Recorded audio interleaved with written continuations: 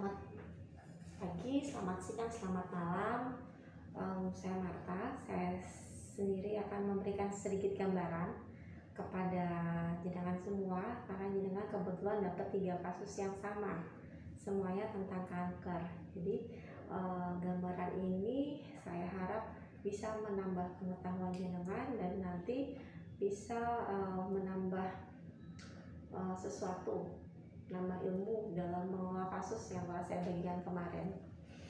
Pada intinya, kanker itu adalah suatu sel ganas.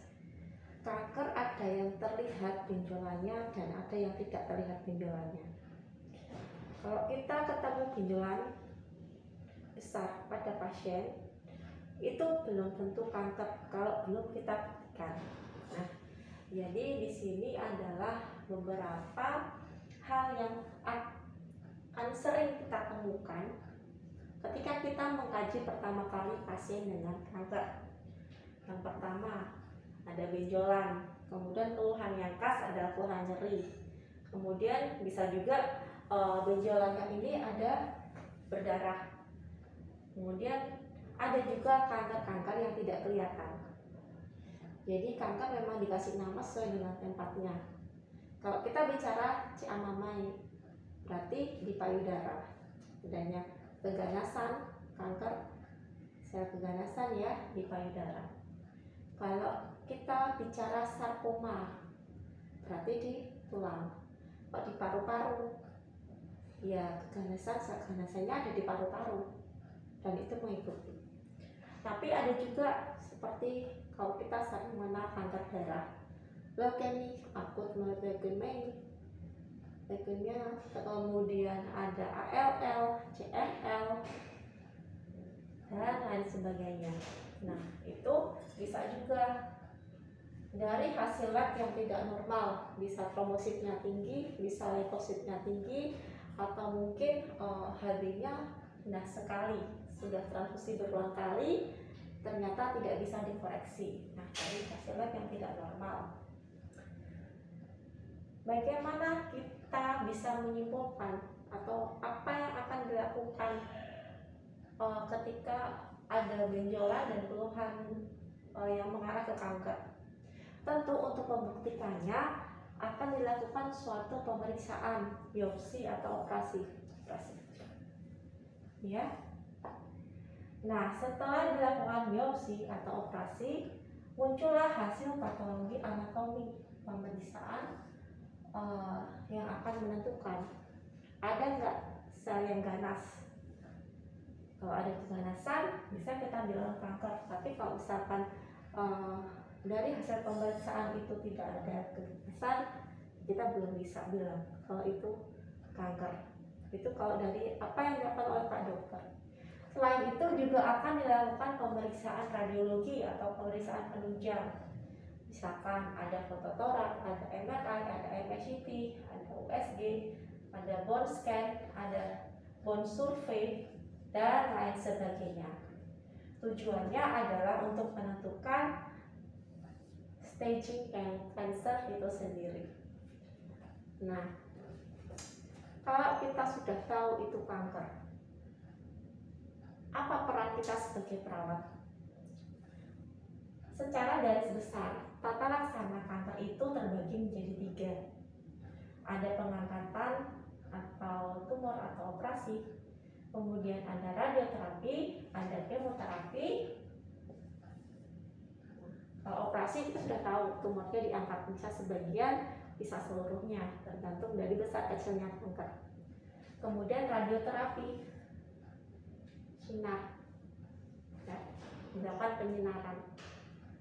Kemudian kemoterapi dilakukan dengan memasukkan suatu obat anti kanker ke dalam tubuh. Caranya bisa macam-macam. Ada kita mengenal yang biasanya kita lihat itu bisa melalui intravena atau infus yang dimasuki dengan obat kanker.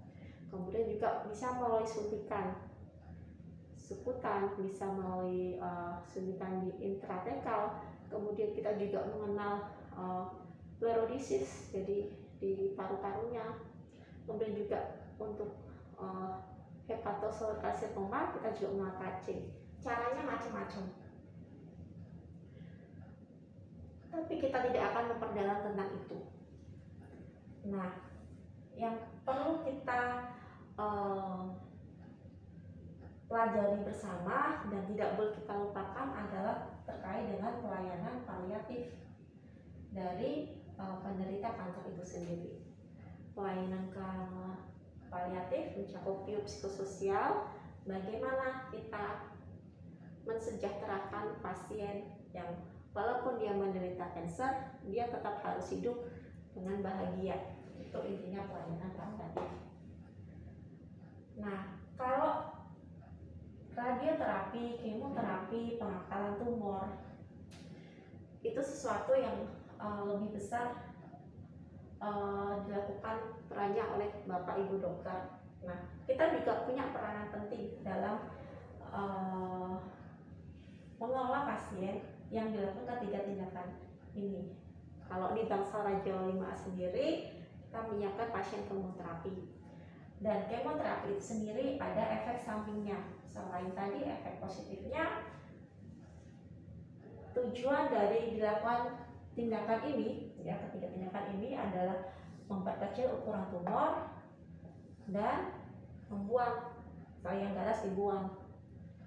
Bisa dari ujung kepala sampai ujung kaki. Yang sering terjadi kalau dengan persani bersama di sinetron biasanya banyak ya. Kalau pasien kanker biasanya alopecia atau tidak punya rambutnya pada rontok. Ya. Itu bisa terjadi. Kemudian yang sering juga terjadi adanya mual muntah pada pasien. Mual muntah bisa segera atau beberapa hari setelah dilakukan kemoterapi. Kemudian juga adanya imunosupresi, leukositnya cenderung turun, ya, atau mungkin HB-nya turun, leukositnya turun karena tadi efek obat kemoterapi ini. Kemudian di kulitnya cenderung kehitaman, ada perpigmentasi. Ada juga pasien-pasien yang CRP setelah di kemoterapi yang menderita diare.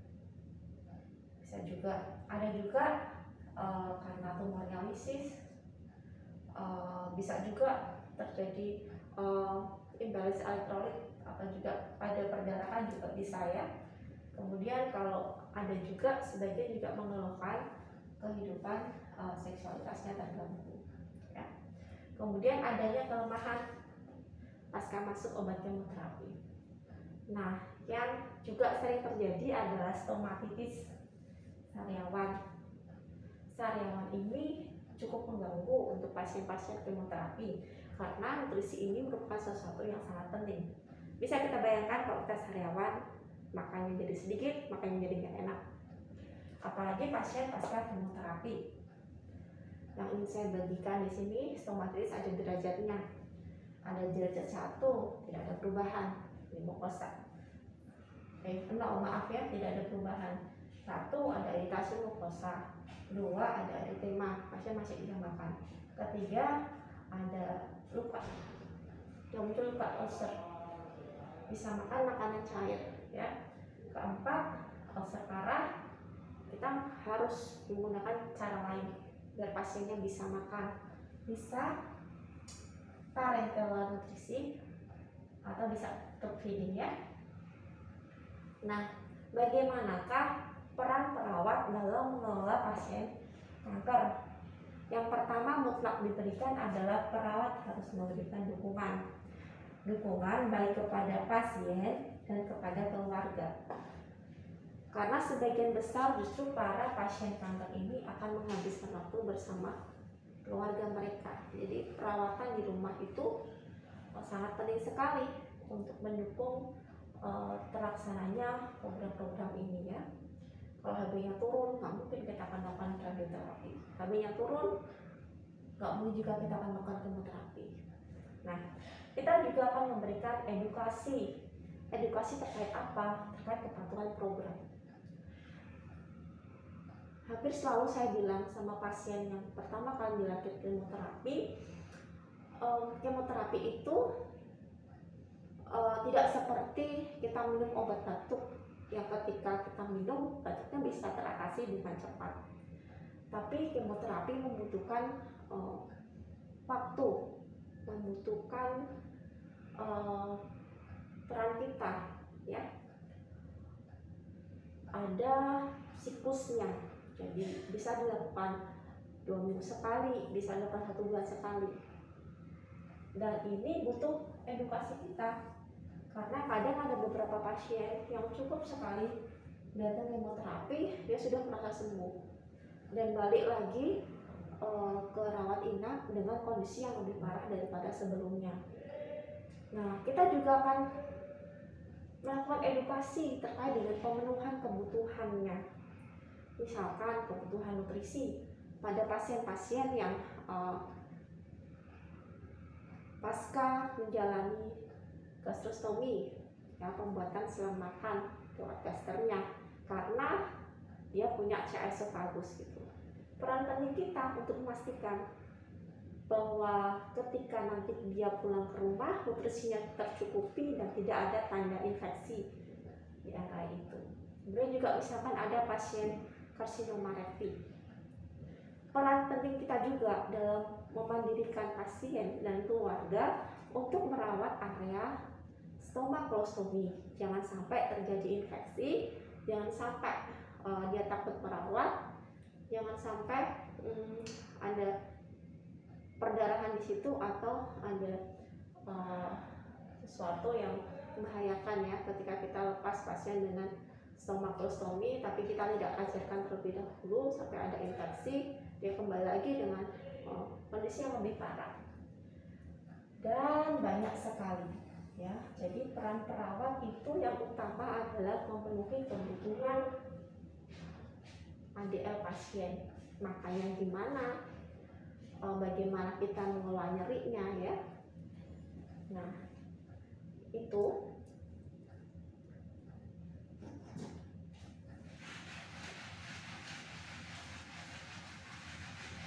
Kemudian yang akan saya bagikan adalah terkait dengan masalah utama yang sering kita temukan pada pasien kanker, ya. Yang pertama adalah nyeri. Nyeri, gimana nyeri? Nyeri, kita tahu bersama, ketika kita bicara nyeri, kita akan selalu bicara pengkajian PGRST. Dan kita akan bagikan apakah dia termasuk nyeri akut ataukah dia nyeri kronis. Bagaimanakah pengalaman nyeri pasien, bagaimanakah cara dia menangani nyeri itu secara mandiri. Ya, nyeri akut, nyeri kronis akan berbeda penanganannya. Tentu saja kalau akut itu misalkan pasien pasca operasi, ya, 1 hari itu masih nyeri akut. Kalau kronis, pasien udah tahunan mengalami nyeri kanker, nyerinya menetap dengan skala yang sedang sampai berat, ya, dia harus pakai obat-obatan, ya, akan berbeda pengalaman nyeri pasien itu sendiri. Kita juga ingat nyeri ringan, sedang, dan berat. Yang menjadi ranah kita adalah nyeri ringan, nyeri 1-3. Ketika nyeri 4-10 sudah perlu bantuan dari medis, ya. Tapi tidak menutup kemungkinan kita juga berperan penting dalam mengelola nyeri skala sedang sampai berat. Kenapa? Karena tentu saja obat nyeri itu butuh peran kita juga untuk mengevaluasi efektifkah obat nyeri yang diberikan, kemudian adakah efek samping dari obat yang diberikan itu. Dan penanganan nyeri tidak melulu dengan relaksasi nafas dalam.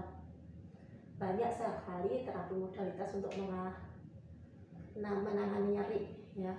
Dengan bisa googling, dengan bisa searching jurnal. Jangan sampai dari zaman dulu penanganan nyeri itu hanya relaksasi nafas dalam. Kenapa? Karena pada prakteknya relaksasi nafas dalam itu tidak segampang yang kita bayangkan ya penerapannya. Kalau misalkan kita punya pasien kanker dengan dia